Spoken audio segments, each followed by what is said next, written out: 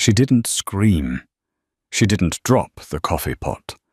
She didn't even make eye contact in a room full of armed men where the slightest twitch could result in a bloodbath.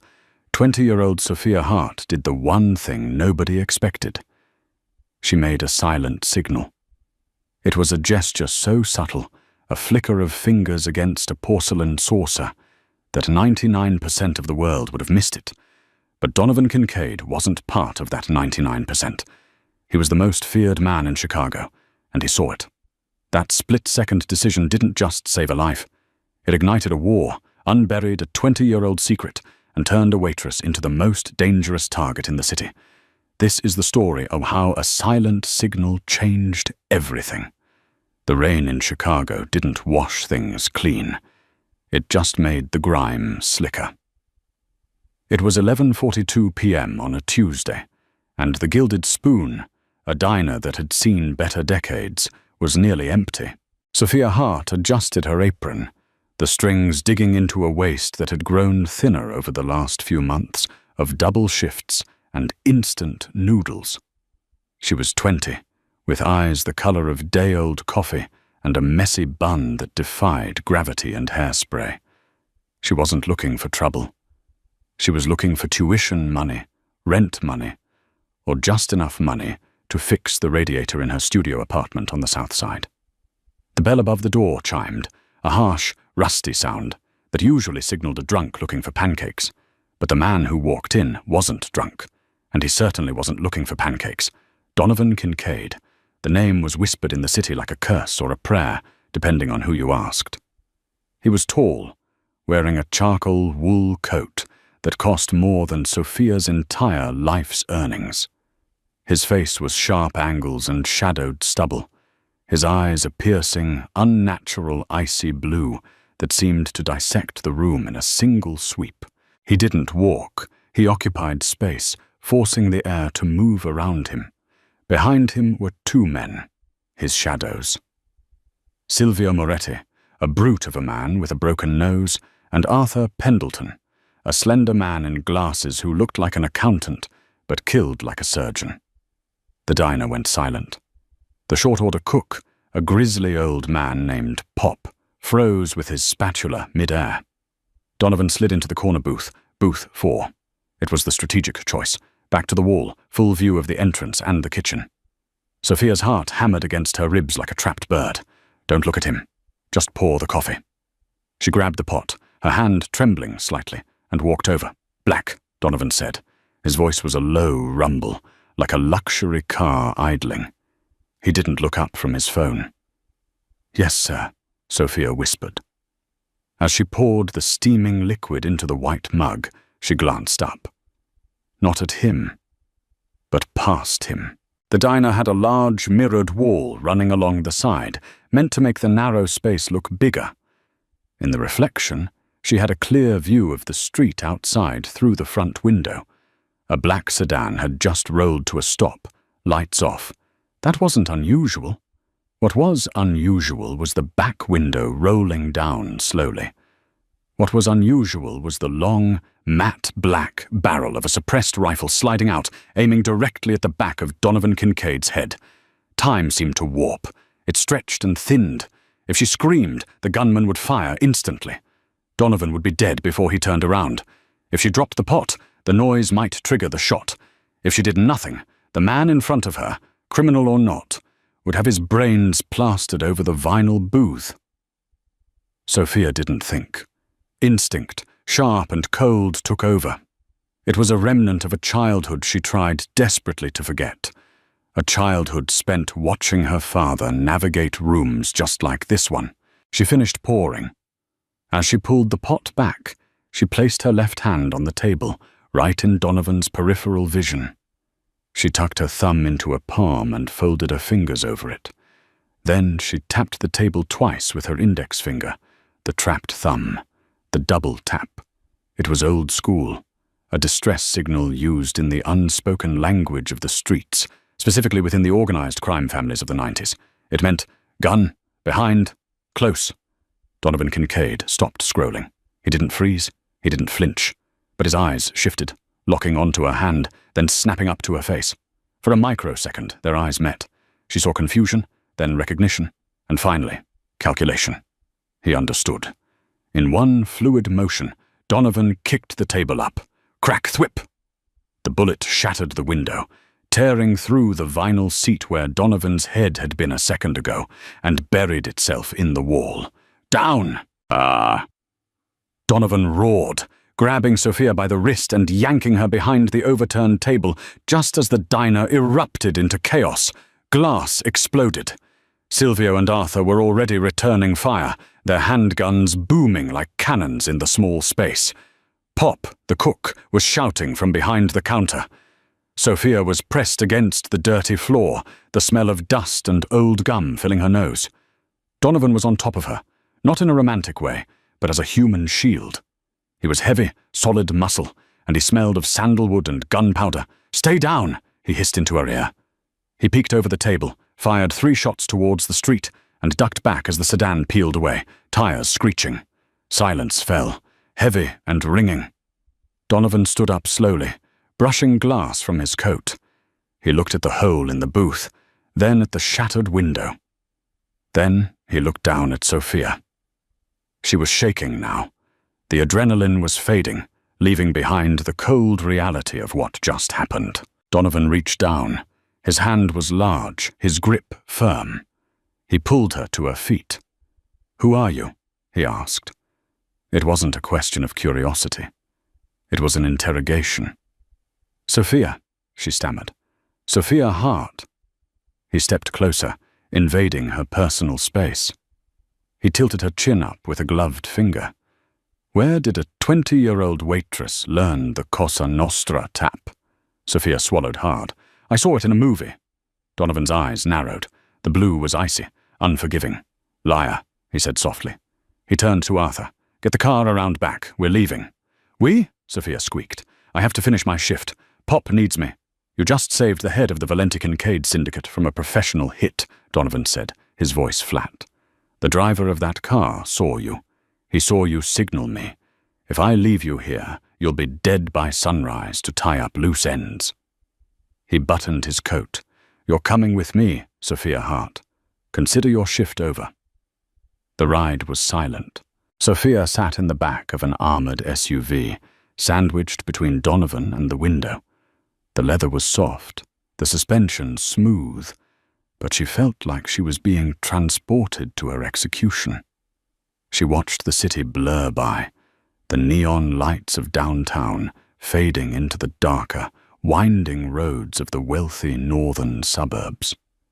She clutched her apron, realized she was still wearing it, and felt a flush of embarrassment mixed with terror. "Stop shaking," Donovan said. He hadn't looked at her since they got in. He was reading documents on a tablet. "I'm not shaking," she lied. "The seat is vibrating," he drawled. "You're vibrating."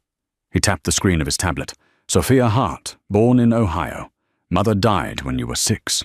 Father. Unknown. Foster care system from age 8 to 18. No criminal record. Currently enrolled in community college for graphic design. Grades are average. Attendance is poor." Sophia stared at him. "How?" "Arthur is very efficient," Donovan said.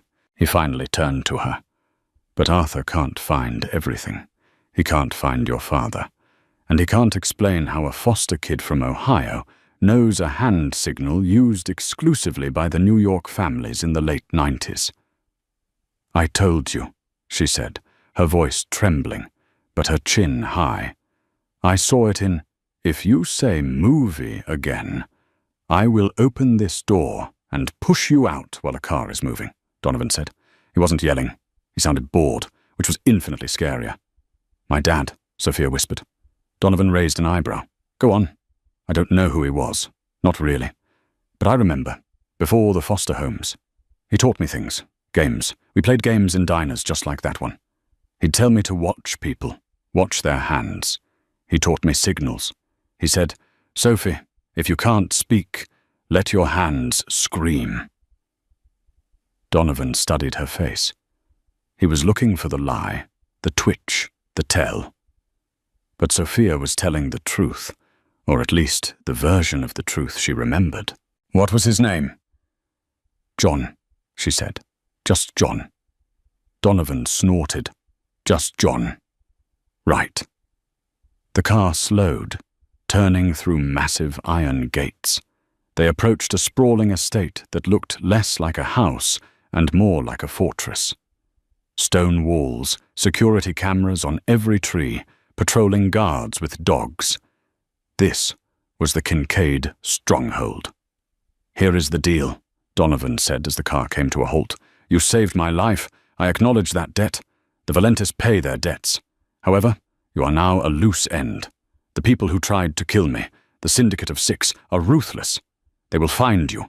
They will torture you to find out what you know about me. I don't know anything about you, Sophia protested. You know I take my coffee black, and I sit in booth 4, Donovan said, as the door opened. That's enough for them. He stepped out and offered her a hand. She hesitated, then took it. His grip was warm. You will stay here, he commanded, under my protection. You will not leave the grounds.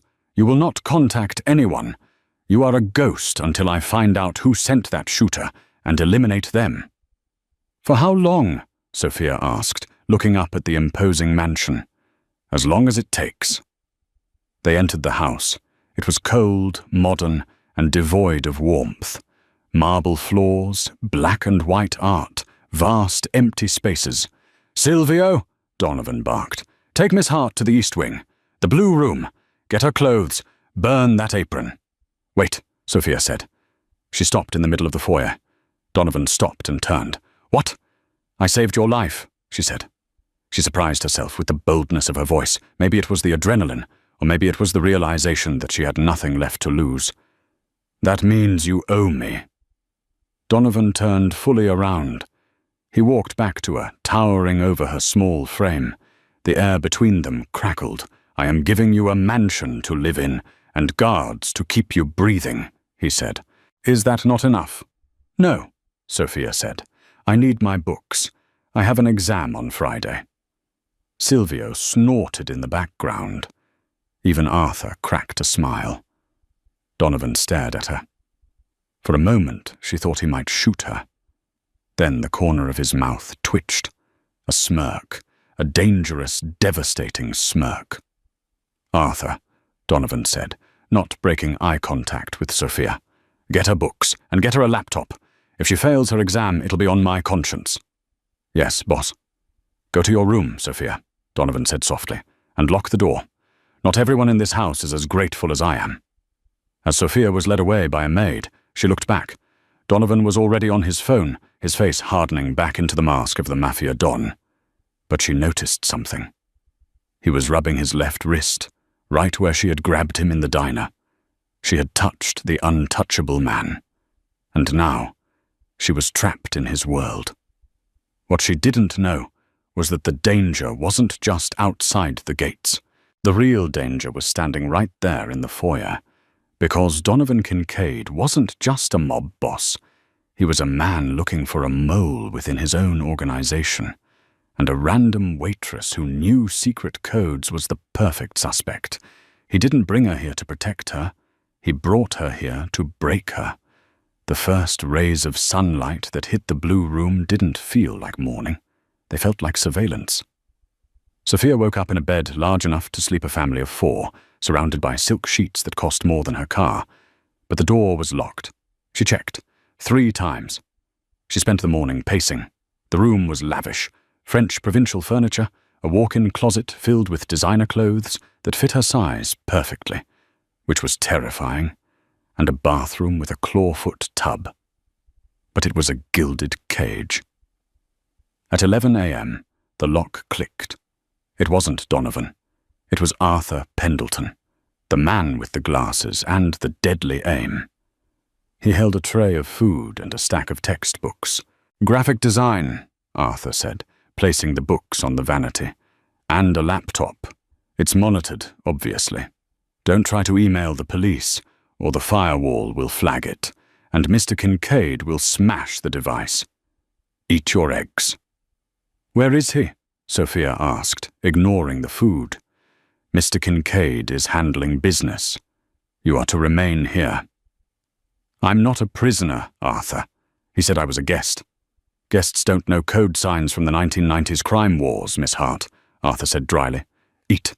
He left, locking the door again. By evening, Sophia was going stir-crazy. She had studied for 2 hours, paced for 3, and stared out the window at the armed guards patrolling the garden for the rest. When the door opened at 7 p.m., she expected Arthur again. Instead, a maid entered. "Mr. Kincaid requires your presence for dinner. He asks that you wear the black dress in the closet." It wasn't a request. Sophia found the dress. It was a sleek, black velvet slip dress with a slit up the thigh. It was elegant, but revealing. It made her feel exposed. She put it on, applied a minimal amount of makeup she found in the vanity, and followed the maid down the grand staircase. The dining room was a cavernous hall with a table that could seat 30. However, it was only set for 2 at the far end. Near a roaring fireplace, Donovan stood by the fire, holding a tumbler of amber liquid. He had shed the heavy coat for a tailored black suit, his tie undone, the top button of his shirt loose. He looked tired, dangerous, and devastatingly handsome. "You look decent," he said, turning to her. It was the kind of compliment that felt like a challenge. "You look tired," Sophia countered, gripping the back of her chair. Donovan's lips quirked. "Sit." The dinner was a tense affair. Plates of roasted duck and truffle risotto were placed before them by silent staff. Donovan ate with precision. Sophia picked at her food. "Why am I here, Donovan?"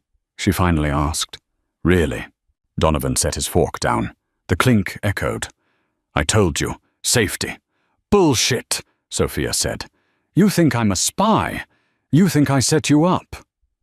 Donovan leaned back, swirling his drink. "The thought crossed my mind. The timing was impeccable. You signal me, I duck. The shooter misses. I trust you. I bring you into my home. It's the perfect Trojan horse strategy." "I'm a waitress," Sophia snapped.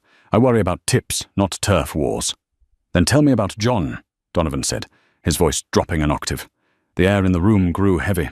"I ran a background check on every John in Ohio who died around the time your father supposedly did. Nothing matches." "So let's stop playing games, Sophia. Who taught you the double tap?" Sophia felt tears prick her eyes. It wasn't fear anymore. It was grief. "He didn't have a last name. We moved every 6 months. He had a scar," she said quietly, running from his left ear down to his jaw. "He told me it was from a tiger." Donovan froze. The glass in his hand stopped swirling. "A scar," Donovan repeated slowly. "Left ear to jaw." "Yes. And he had a tattoo on his forearm. It was faint, like he tried to burn it off. It looked like a hawk holding a dagger." The silence that followed was deafening. The fire crackled, a log snapping loudly, but Donovan didn't blink. He stared at Sophia as if he were seeing her for the first time, not as a waitress, not as a threat, but as a ghost. He stood up abruptly, the chair screeching against the floor. "Arthur!" he bellowed. The accountant assassin appeared from the shadows of the hallway instantly. "Sir, get the file," Donovan commanded, his eyes never leaving Sophia. "The Falcone file, the cold case from 05. "Sir?" Arthur looked confused. "That's buried. Why would—" "Get it!" Donovan roared. Arthur scrambled away. Donovan walked around the table, stalking toward Sophia. She shrank back in her chair, terrified by the sudden shift in his energy. He wasn't angry. He was thunderstruck. He stopped inches from her. He reached out, his hand hovering near her face, then pulled back. "Your father," Donovan whispered, "didn't die in a car accident, did he?" "That's what the police told me," Sophia whispered. "They said his car went off a bridge. They never found the body. Just the car." "They wouldn't find the body," Donovan said grimly, "because Johnny the Ghost Falcone doesn't die in car accidents." Arthur returned, breathless, handing a yellowed manila folder to Donovan. Donovan ripped it open. He pulled out a grainy black and white photo. He slammed it on the table in front of Sophia. "Is this him?" Sophia looked down. The man in the photo was younger, harder, wearing a tailored suit she had never seen him in. But the eyes were the same. The smile was the same. And there, on the left side of his jaw, was the scar. "That's my dad," she gasped. "That's John." Donovan let out a long, ragged breath. He ran a hand through his hair, pacing away from the table. "God damn it," he muttered. "You're not a mole, Sophia." He turned back to her, his expression unreadable. "You're royalty." Sophia stared at him. "What?" "Your father was Johnny Falcone. He was the underboss of the entire Chicago outfit 20 years ago. The greatest enforcer this city ever saw. He disappeared overnight. Everyone thought he turned rat or was hit by the rivals. But he ran." Donovan looked at her with a mix of awe and pity. "He ran to protect you." Sophia felt the room spin. The waitress life, the struggle, the poverty. It was all a lie. Or rather, it was the cover story for a tragedy she didn't understand. "Why?" she asked. "Because," Donovan said, walking back to her and leaning down, his hands on the arms of her chair, trapping her.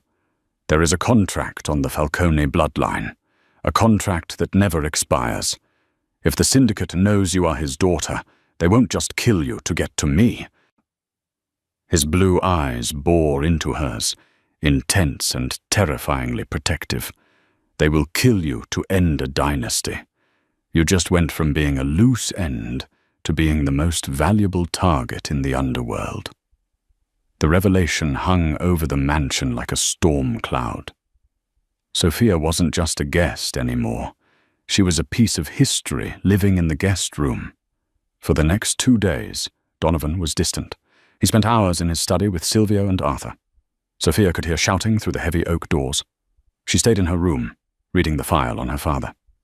She read about the hits, the money, the power.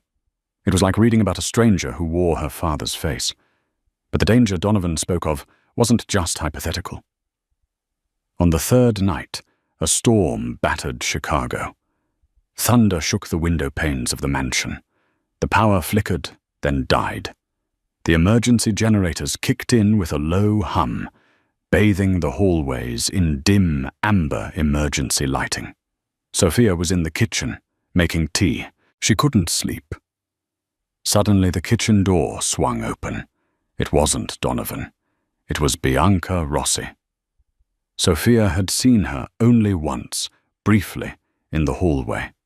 Bianca was striking, tall, with raven hair and lips painted a blood red. She was the daughter of the Rossi family, a prominent ally of the Kincaids. She was also, as the staff gossip confirmed, the woman everyone expected Donovan to marry, to seal the alliance. Bianca leaned against the doorframe, a cigarette unlit in her hand. She looked at Sophia with disdain. "So," Bianca said, her voice like crushed velvet, "you're the stray dog Donovan picked up. I'm Sophia." "I know who you are," Bianca said, walking closer. Her heels clicked on the marble. "Or rather, I know what you represent." "Trouble. Donovan is distracted. He's making mistakes because he's worried about a waitress." "I didn't ask to be here," Sophia said, gripping her mug. "And yet here you are, wearing silk, eating his food." Bianca stopped a foot away. "You think because you have a tragic backstory, you belong in this world. This world eats soft things, Sophia. And you are very soft." Before Sophia could respond, the emergency lights flickered and went out completely. Pitch black. "What the hell?" Bianca's voice lost its arrogance, replaced by confusion. A sound cut through the darkness. Thwip thwip. Silenced gunshots. "Get down!" Sophia screamed, tackling Bianca just as the kitchen window shattered. Bullets chewed up the cabinetry where Bianca had been standing a second ago. Glass rained down on them. Bianca shrieked, but Sophia clamped a hand over her mouth. "Quiet!" Sophia hissed. "Move!" She dragged the other woman behind the heavy granite island. The kitchen was being flanked. Sophia could hear boots crunching on the glass. They weren't supposed to be here. The perimeter was impenetrable. Unless someone let them in. The door from the hallway burst open. A beam of a tactical flashlight swept the room. "Clear left," a distorted voice said. "Find the girl. The target is Hart. Kill the other one." Sophia's blood ran cold. They were here for her. She looked around. Knives. She needed a weapon. She reached up blindly to the counter and grabbed a heavy cast-iron skillet. It was pathetic against guns, but it was all she had. "Bianca," Sophia whispered. "Is there a service exit?" Bianca was shaking, her composure gone. "Behind the pantry." "Go. Now." "What about you?" "I'm the distraction," Sophia said. It was the stupidest thing she had ever said, but the adrenaline was making her reckless. Her father's blood was waking up. Sophia grabbed a ceramic bowl and slid it across the floor in the opposite direction. It crashed against the stove. The flashlight beam swung towards the noise. The gunman moved toward it. Sophia rose from behind the island, swinging the cast-iron skillet with both hands like a baseball bat. As the gunman turned, she connected with his wrist. There was a sickening crunch of bone. The gun clattered to the floor. The man grunted in pain, reaching for her with his other hand. Sophia didn't wait. She kicked him in the knee, hard, and scrambled for the gun. But a second man grabbed her from behind, an arm locking around her throat. He smelled of wet rain and cheap tobacco. "Got her," he grunted into his comms. Sophia clawed at his arm, her vision spotting. She was going to die, here, in a kitchen, just like her father probably hadn't. Bang!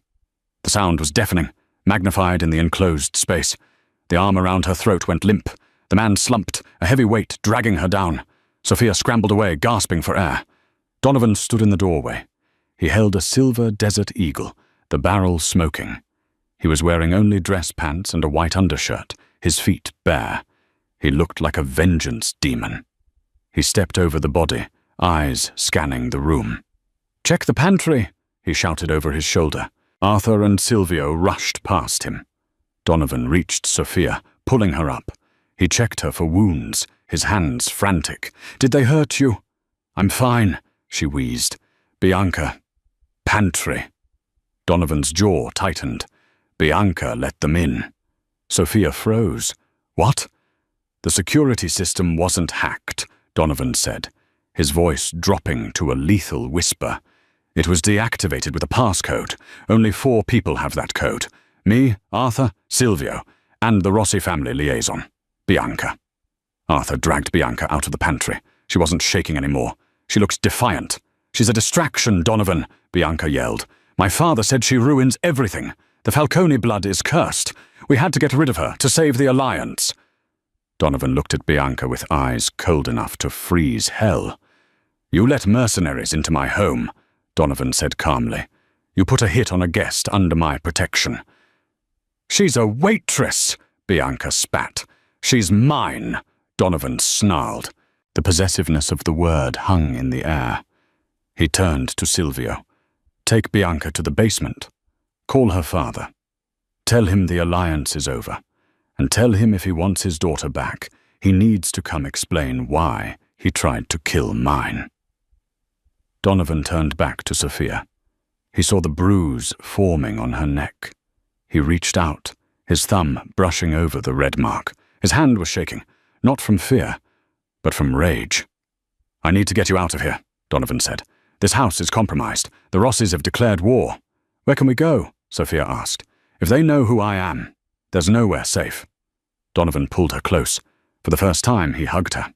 It was a hard, desperate embrace. "There is one place," he said into her hair, "a safe house nobody knows about. Not even Arthur." He pulled back, gripping her shoulders. "Pack a bag, Sophia. We're going to Italy. We're going to the place your father ran away from." The war had started in Chicago, but the answers, and the only way to end this, were buried in a small village in Sicily. As they ran through the rain towards the garage, leaving the bodies and the betrayal behind, Sophia realized 2 things. First, her quiet life was officially dead. Second, she was falling in love with the most dangerous man on earth, and that was likely going to kill her faster than any bullet. The safe house wasn't a house, it was a fortress disguised as a ruin. Perched on a jagged cliff overlooking the Tyrrhenian Sea in Sicily, the Villa Scarpia had been in the Kincaid family for generations, forgotten by tax collectors and rivals alike. The air here smelled of lemons, salt, and ancient dust. Sophia stepped out of the battered Fiat they had rented under false names. Her legs were shaky, not from the flight, but from the realization of how far she was from the diner, the coffee pot, and her old life. "Stay close," Donovan murmured, unlocking the heavy wooden door with a skeleton key he wore around his neck. Inside, the villa was a time capsule. Dust sheets covered furniture. The air was cool and still. Donovan moved with practiced efficiency, sweeping the rooms, checking the perimeter.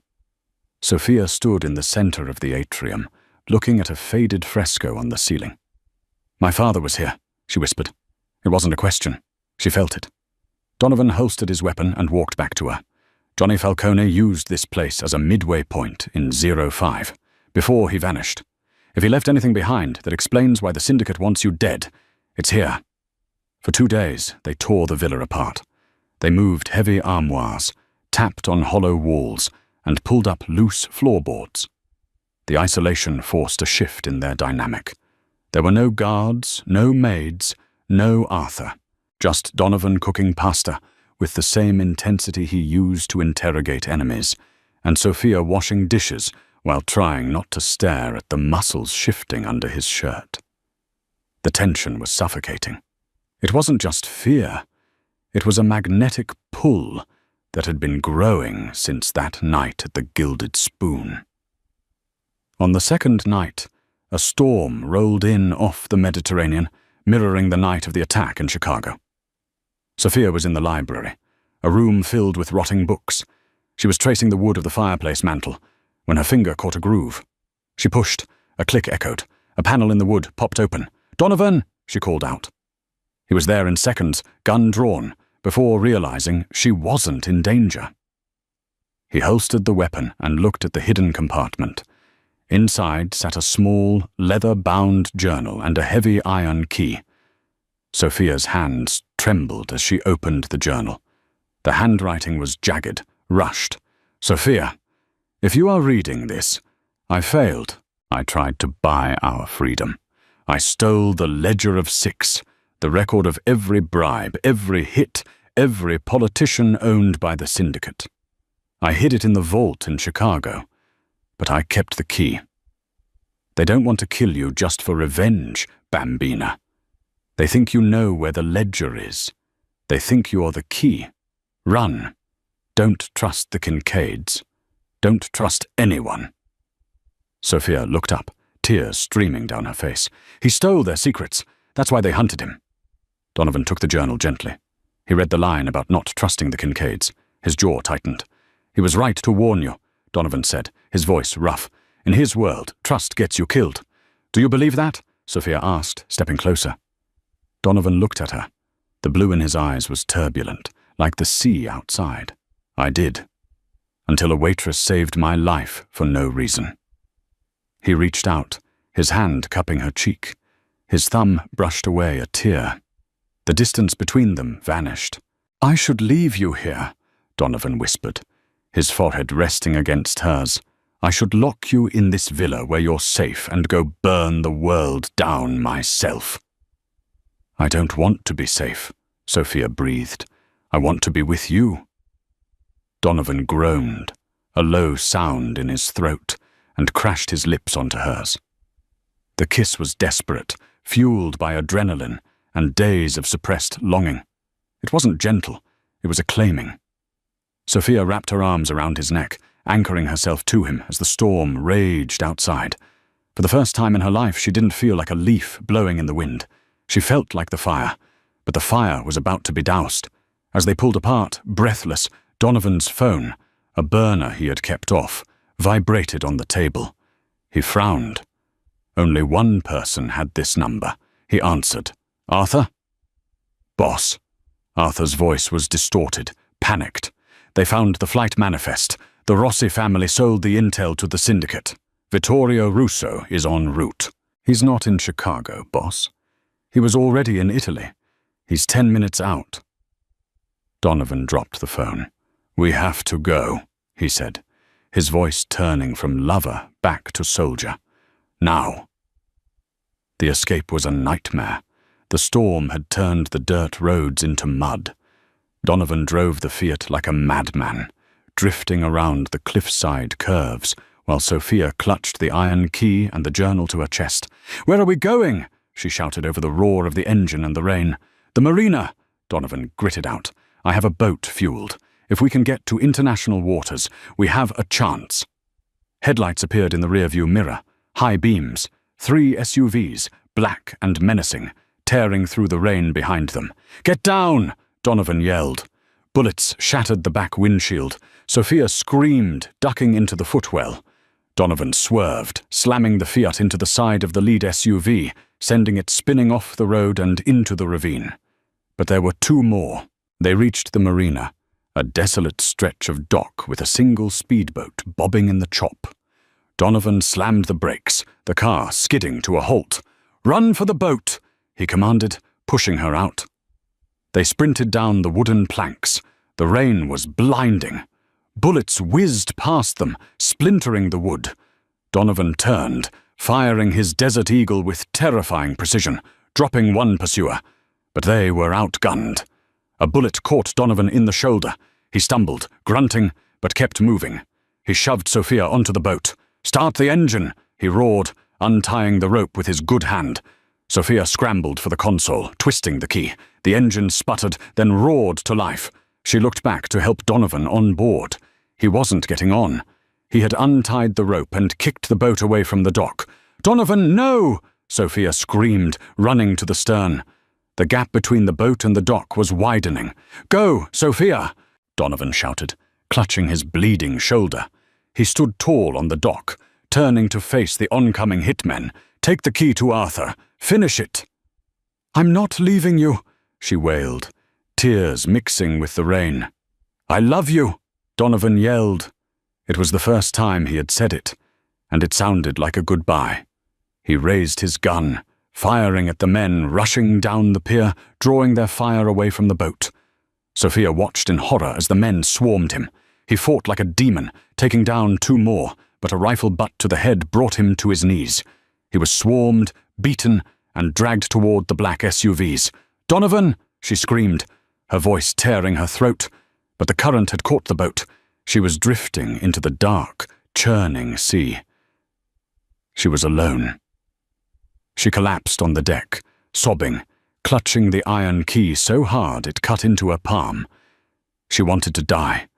She wanted to turn the boat around and get killed alongside him. But then, she looked at the key. "Take the key to Arthur. Finish it." Donovan had sacrificed himself so she could win the war. If she died now, his sacrifice meant nothing. Sophia Hart, the waitress, died on that boat. Sophia Falcone stood up. She wiped her face. She looked at the receding lights of the marina where the man she loved was being taken to his torture. Her eyes hardened, turning the color of cold, flat coffee. "I'm coming for you," she whispered to the dark, "and I'm bringing hell with me." The boardroom on the top floor of Kincaid Tower was designed to intimidate. It was a fortress of chrome, glass, and black marble, offering a panoramic view of Chicago, a city that currently felt less like a kingdom and more like a graveyard. Donovan Kincaid sat in the center of the room, but not at the head of the table. He was bound to a heavy oak chair, his wrists zip-tied so tightly the plastic bit into the bone. He had been awake for 48 hours. His left eye was swollen shut, a jagged cut ran through his eyebrow, and his white dress shirt was a ruin of dried blood and sweat. Opposite him sat Vittorio Russo, the ancient reptilian head of the syndicate.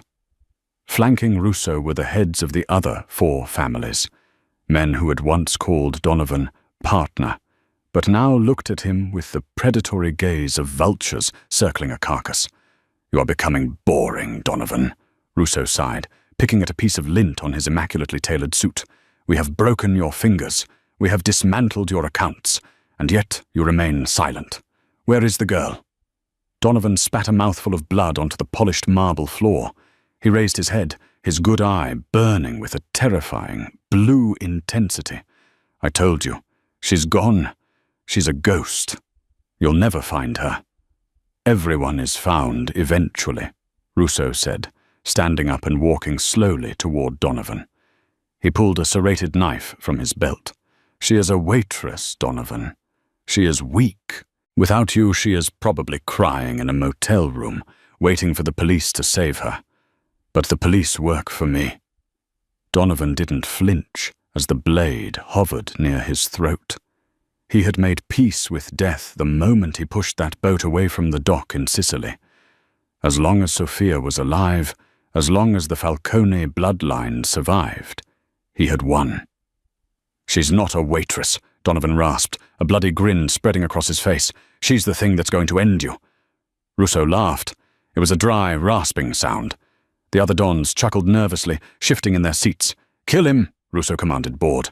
"Throw the body off the roof. We will find the girl later." Russo raised the knife. Donovan closed his eyes. Ping! The sound of the elevator arriving cut through the tension like a gunshot. The room froze. The private elevator was locked down. Biometric access only. Only 3 people had the clearance. Donovan, who was tied up, Arthur, presumed dead, and Silvio, missing. The heavy steel doors hissed open. The hallway beyond was shrouded in shadow, but the figure stepping out was illuminated by the boardroom's recessed lighting. It wasn't the police. It wasn't the FBI. It was Sophia Hart. But the girl who stepped onto the marble floor bore no resemblance to the frightened waitress who had served coffee at the Gilded Spoon. She had been forged in the fire of the last 48 hours. She wore a white, tailored suit that glowed in the dim room, a stark contrast to the black-clad mobsters. Her hair, usually messy, was slicked back into a severe, elegant knot. Her lips were painted a deep, violent crimson. She didn't look like a victim. She looked like a coronation. Walking a step behind her, acting as her Praetorian guard, were Arthur Pendleton and Silvio Moretti. Both were battered, bandaged, but heavily armed with military-grade assault rifles held at the low ready. "Gentlemen," Sophia's voice rang out. It wasn't loud, but it possessed a crystalline clarity that silenced the room. "I believe you are sitting in my chair." Russo turned, his face twisting in confusion and rage. "The waitress. You walked right into the lion's den." "I'm not a waitress today, Vittorio," Sophia said, walking steadily towards the table. She didn't look at Donovan yet. She knew if she looked at his injuries, she would lose her composure. She had to be cold. She had to be her father's daughter. And this isn't a den, it's a courtroom. "Kill her!" Russo screamed at his guards. "I wouldn't," Sophia said calmly. She lifted her right hand. Clutched in her fingers was a dead man's switch.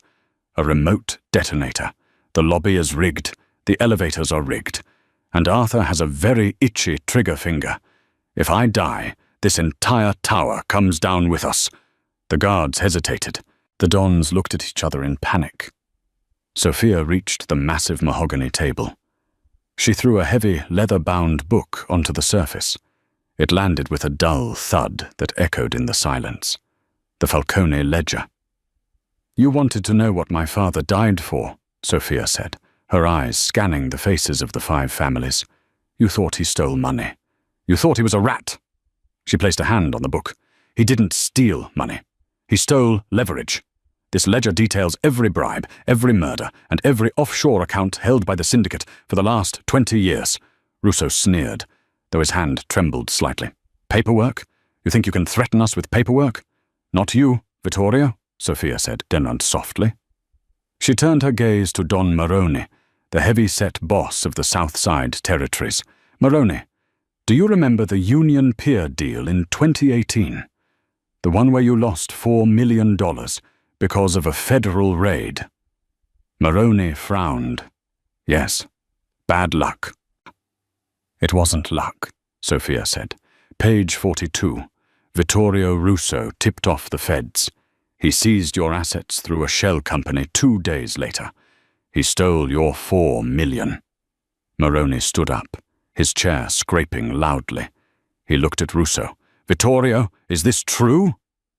"She lies," Russo shrieked, his composure shattering. "She is a desperate child making up stories." "Don Barone," Sophia continued, ignoring Russo, turning to the next man. "The hit on your eldest son in 15? It wasn't the Irish, it was Russo. He wanted the concrete contracts your son controlled." The room erupted. The alliance was fracturing in real time. The Dons were shouting, accusing Russo. The united front against the Kincaids had dissolved into civil war. "Enough!" Russo roared. He snatched a pistol from his waistband, bypassing his hesitation. He wasn't aiming at the other Dons. He leveled the gun directly at Sophia's forehead. "I don't care about the book," Russo screamed, his finger tightening on the trigger. "I will kill you, and then I will burn that book."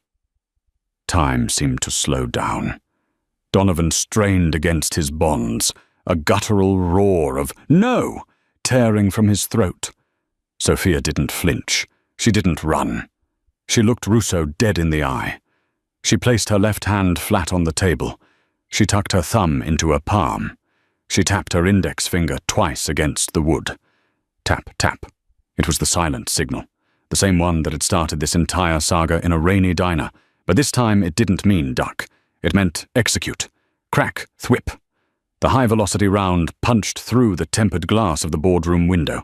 Sophia's signal wasn't for Donovan. It was for the sniper team Silvio had positioned on the adjacent rooftop. The bullet struck Vittorio Russo in the center of his chest before his brain could even process the command to pull the trigger. He was thrown backward by the impact, his gun clattering across the floor, his body landing in a heap of expensive wool and blood. Silence, absolute and terrifying, descended on the room. Arthur and Silvio instantly raised their rifles, training them on the remaining Dons. But the Dons didn't move. They were staring at the dead body of their leader, and then at the woman standing calmly next to it. Sophia exhaled slowly. She finally turned to Donovan. She pulled a switchblade from her pocket, walked over to him, and slashed the zip ties binding his wrists. Donovan groaned as the circulation returned, his arms falling to his sides. He slumped forward, and Sophia caught him. She wrapped her arms around his battered frame, burying her face in his neck. He smelled of blood and copper, but underneath, he was still him. "You came back," Donovan whispered, his voice broken with disbelief and awe. "I told you to run." "I don't take orders very well," Sophia whispered back, pulling away to cup his bruised face. "Besides, I couldn't leave my tip on the table." Donovan managed a weak, pained laugh. He leaned his forehead against hers. "You're insane, Sophia." "I'm a Falcone," she corrected gently. She stood up, helping Donovan to his feet. She turned back to the table, where Moroni and the others were waiting for their fate. They looked terrified. They weren't looking at a waitress anymore. They were looking at the Queen of Chicago. "The ledger stays with me," Sophia announced, her voice steely. "As insurance. The Kincaid territory is sovereign. The Falcone debt is paid. If any of you move against us, I release the files to the FBI within the hour. Do we have an understanding?" Moroni looked at Russo's corpse, then at the sniper hole in the window, and finally at Sophia. He nodded slowly. "We have an understanding. Mrs. Kincaid." It was a title she hadn't married into yet, but one she had earned in blood. Donovan draped his heavy arm over her shoulders, limping as they turned towards the elevator. Arthur and Silvio fell in behind them, stepping over Russo's body without a glance. "Let's go home," Donovan murmured as the elevator doors opened. "Home?" Sophia asked, looking up at him. "The diner," he said, a faint smile touching his split lip. "I need a coffee, black. Booth 4. "I think I can manage that," Sophia smiled, tears finally spilling over her lashes. As the elevator doors closed, shutting out the violence and the power struggles of the underworld, Sophia Hart realized the silent signal hadn't just saved a life. It had rewritten destiny. She had walked into the Gilded Spoon as a nobody, and she was walking out as a legend. The war was over. The reign of the Kincaids had just begun. What started with a simple, silent tap of a finger in a roadside diner spiraled into the fall of an empire and the rise of a queen. Sophia Hart proved that true power isn't about the weapon you hold, but the mind you use to wield it. She didn't just save Donovan Kincaid's life. She saved his soul, reclaiming her own stolen legacy in the process. It serves as a powerful reminder that sometimes the quietest people in the room are the ones capable of the loudest revolutions. If you were on the edge of your seat for this Mafia romance saga, please smash that like button. It helps the channel grow. Make sure to subscribe and ring the notification bell so you never miss a story filled with twists and turns. Share this video with a friend who loves a powerful underdog story. Thanks for watching, and see you in the next one.